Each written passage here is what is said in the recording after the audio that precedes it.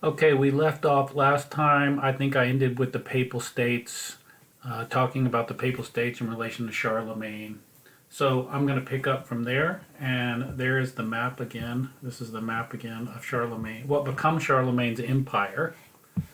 He inherited that green part there, so you see that. And he extended the empire, as you can see, into many other places. I've decided not to put my face on there because this video isn't about me. It's about giving you this information. And it's a bad replacement for actually having class. That's just my opinion. So let's talk about Charlemagne a little bit more. Charlemagne was a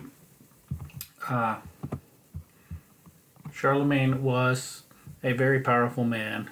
He would end up being the most powerful man in Europe since the end of the Roman Empire. And we're going to see that title is given to him, although it really wasn't the same as what existed even in the late Roman world, I would say. Charlemagne became king in 768, and he ruled till 814. And during that time, he also, for part of that time, co-ruled with his brother, but ultimately he became the one and only king. And he expanded his empire, as I tell you, in different places. If you go back and look at the map, as I showed you, why don't I just click on it and show you there? If you look at the map, you can see that he expanded those areas greatly. You can see Saxony here, Bavaria, this area, well into southern Italy. He also created this area called the Spanish March here, okay, which was a buffer zone between his territory and the Muslim state in what today would be Spain and Portugal, the Umayyad Emirate of Cordoba. Cordoba is about here, I think, on the map, just to give you an idea. So, back to Charlemagne here. Charlemagne does establish really an empire. He also had the tributary states, which were states that paid tribute or taxes to him. He didn't rule them directly. Most of those were in the Eastern European area. His administration, he did attempt to create an administration, or at least work with mostly church officials to do that. That administration was done by the smaller group of people who were actually literate. And literate at this time meant writing in Latin, writing and reading Latin, the old Roman language, of course.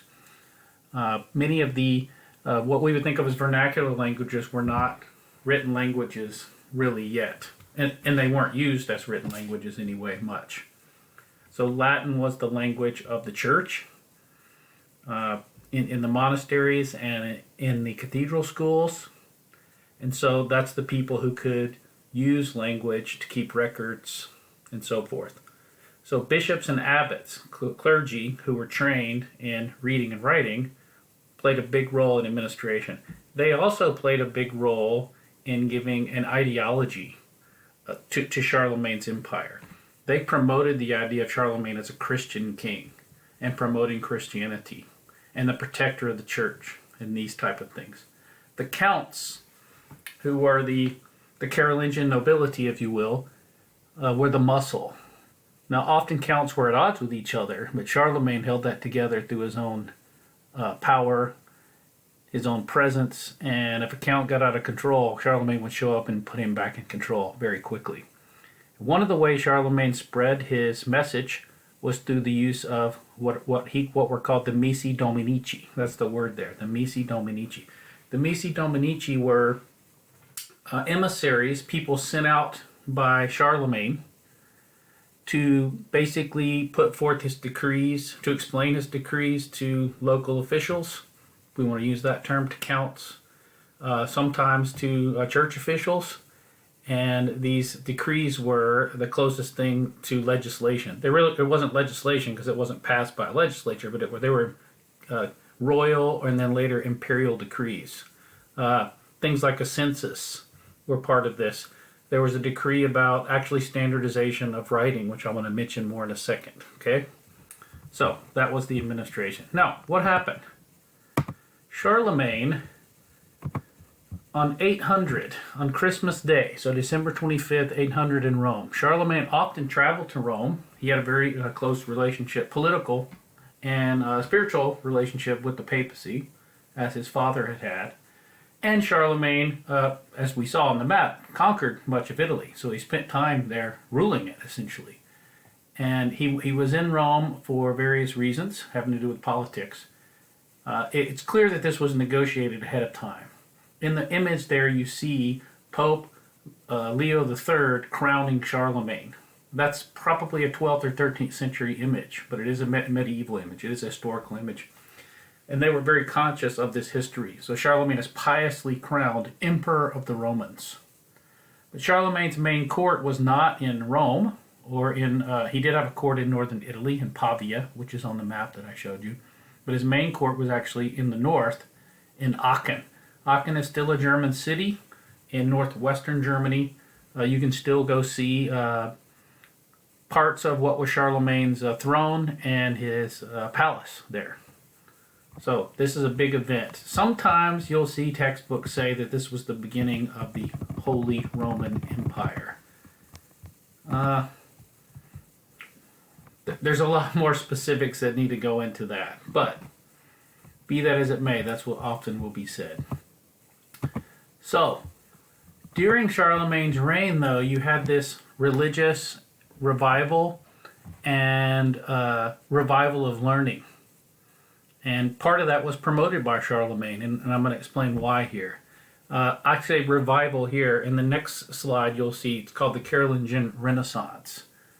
Scholars in the 20th century, people like me who studied the Middle Ages, that's the period that we're talking about now, between the end of the Roman Empire, essentially, we want to say about 500, that's what I'm going to say, to about, I don't know, it depends, 1400 to 1500, it depends on your point of view. People who study that period look back and try to find times, based on evidence, that there were rebirths, renaissances of learning. Now later in this class we will be talking about the Italian Renaissance and all that means. That's the original term, the Renaissance. So this is a different, same idea, different time period. So the revival actually originated not in the Frankish territories, but in northern England. Northumbria, as I tell you there, you see that term Northumbrian. Northumbria was actually a territory in northern England. It was one of the Anglo-Saxon kingdoms. And if you visit Northumbria, it's a great place to visit. It's basically the northern part of England today. And there's still things that go back to this time period there, you can see. There were monasteries there that were great centers of learning for various reasons. So, this very famous man that I want to mention here, his name was Bede, B-E-D-E, you can see it there. And he became known as Bede the Venerable. Venerable means respected, somebody that's venerated, right? Somebody that's very well respected and treated in a respected manner. In a way, it means a saint. Bede is a saint. He was canonized later in the Roman Catholic Church. So he is considered a saint in that sense. Notice when he died, though, so he was living in the early 700s mostly.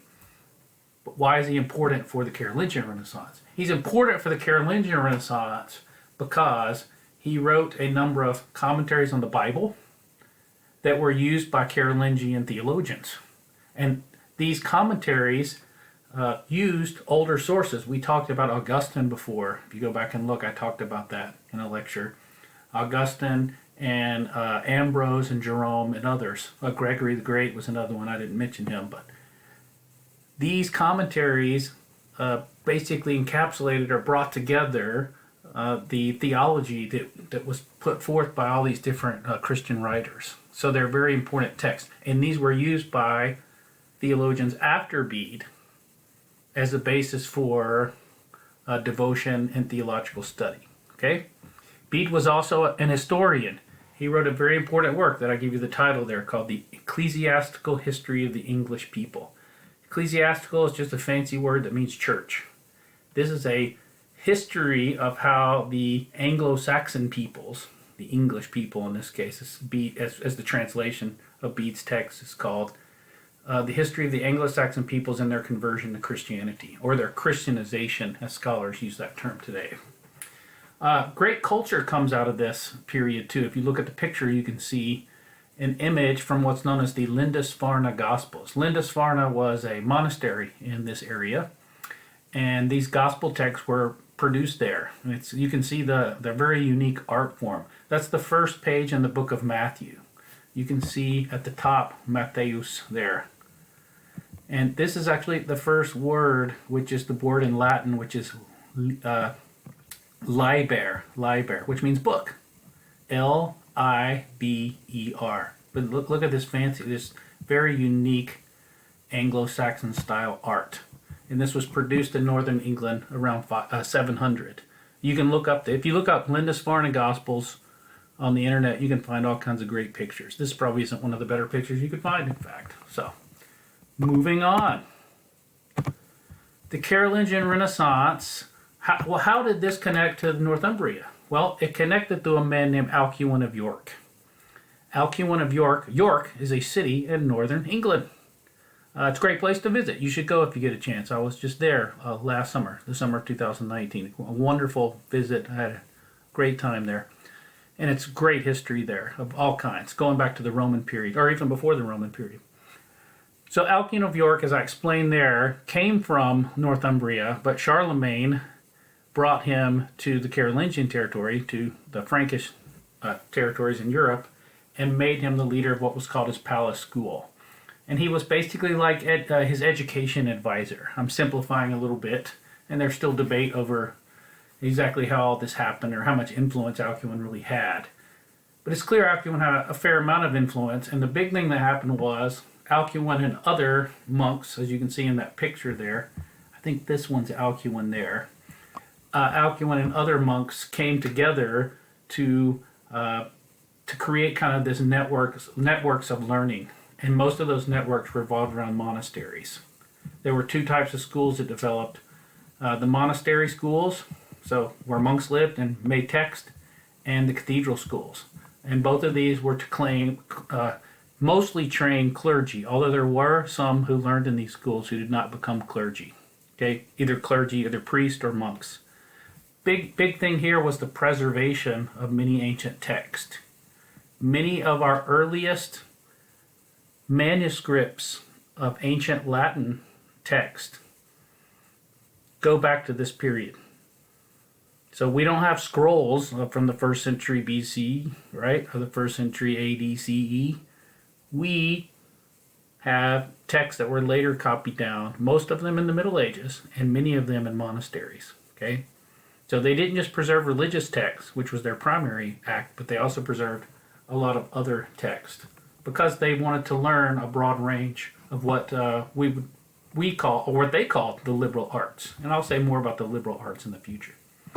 So, how did they do this? Well, they wrote it down. This is a script. This is a script that was used in the Merovingian period. See how messy it is? I don't expect you to know how to read this. I've studied Latin, and it's still a difficult one for me to read. So just look at the difference, okay? Look at that script. So this is handwritten text. Now look at this one. So, look at that script. This is a text of what's known as the Carolingian minuscule. You don't have to know all the ins and outs of what the Carolingian minuscule was. Just know that it was a specific type of writing, a script, as it were. And look how much neater and prettier that is. You see that? And I give you what this is. So this is the gospel. It's a gospel page. Notice how it's marked. Every kind of sentence begins with the red letter there. So they did mark it that way. There were not verses the way we have verses today in the Bible. Those chapters and verses develop over time. And they did have chapters, but they were different than the ones that are in the Bible today. So, if you have any questions about the minuscule, let me know. All right, let's wrap this one up with a little politics and we'll be done. So, basically, you need to know what happened here. These were Charlemagne's successors. Louis the Pious was Charlemagne's son. He was emperor, and then when he died, the empire was split are divided, arranged, better word, between these three suns there. Okay? And that is the picture of the empire arranged between the three